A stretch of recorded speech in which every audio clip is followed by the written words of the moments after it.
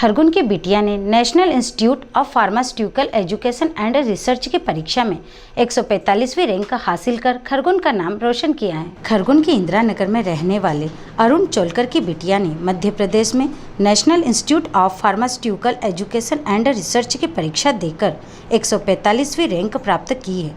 इस परीक्षा में देश भर के तकरीबन 5000 से अधिक प्रतिभागी ने शिरकत की थी। अरुण चोलकर की बेटी अंजलि चोलकर ने 145वीं रैंक हासिल कर अपने परिवार और अपने जिले का प्रदेश भर में नाम रोशन किया है।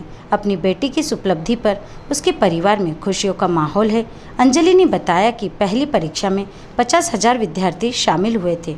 उसके बाद दूसरी परीक्षा में 5,000 विद्यार्थियों ने हिस्सा लिया था, जिसमें उन्होंने 145वीं रैंक हासिल की है। अपनी सफलता का श्रेय उन्होंने माता पिता के साथ गुरुजनों को दिया है।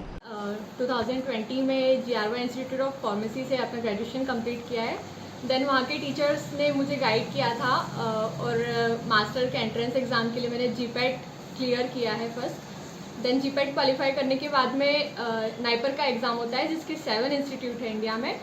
तो GPAT क्वालिफाई करने के बाद में मुझ में थोड़ा सा और कॉन्फिडेंस आ गया था। देन मैंने उसके लिए 18 आवर्स तक हार्डवर्क किया है पर डे के हिसाब से। देन 3 जुलाई को उसका एग्ज़ाम था और उसका 7 जुलाई को रिज़ल्ट आया है, जिसमें मेरी ऑल इंडिया रैंक 145 है। तो ये परीक्षा कब हुई थी आयोजित? 3 जुलाई 2021। इसका श्रेय आप किसको मानते हैं? इसका श्रेय मैं अपने पेरेंट्स को देना चाहूँगी, जिन्होंने मतलब मुझे पूरा ऐसा इन्वायरमेंट प्रोवाइड किया जिससे मैं ठीक से पढ़ पाऊँ। उन्होंने पूरी तरह से कंफर्ट प्रोवाइड किया, प्लस उन्होंने सपोर्ट किया और पूरी तरह से बिलीव किया ताकि मैं कर सकूँ इसको। और स्पेशली मेरे पेरेंट्स, जिन्होंने मतलब एक डॉटर होके भी उन्होंने मुझे ज़्यादा से ज़्यादा सपोर्ट किया और उनके कारण ही मैंने ये क्वालिफाई कर पाई।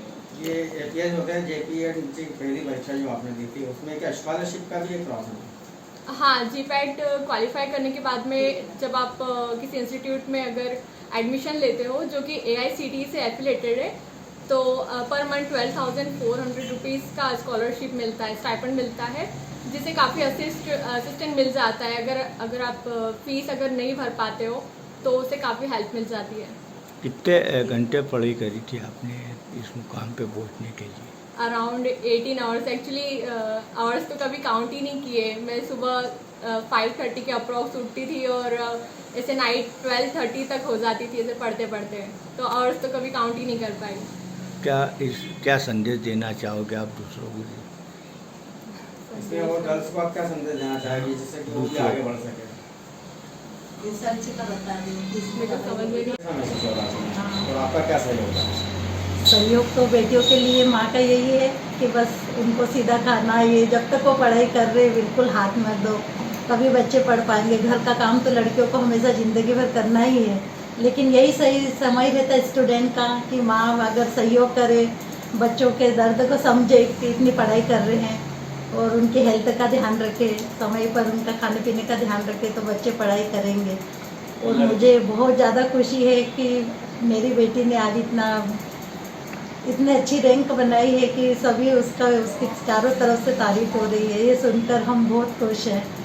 बस यही है कि बेटियों को ये नहीं समझे कि केवल शादी करके ही निपटा दिया जाए, कन्यादान करके ही माँ बाप खुश होए। मेरी यही इच्छा है कि सभी बेटियाँ इतनी पढ़े कि लोगों की मन की ये भावना कि हाँ बेटियाँ तो केवल बस घर के कामकाज के लिए है, ये बिल्कुल उनकी मंशा सोच ये हट जाए और वो अपनी बेटियों को खूब पढ़ाए लिखाए, बेटियाँ अच्छे से अच्छे ऊंचे पदों पर काम करें और माँ बाप को गर्व महसूस हो। क्या नाम है आपका? यही मेरी दिली तमन्ना है। क्या नाम लिखते हैं आप? मैं सीमा चोलकर।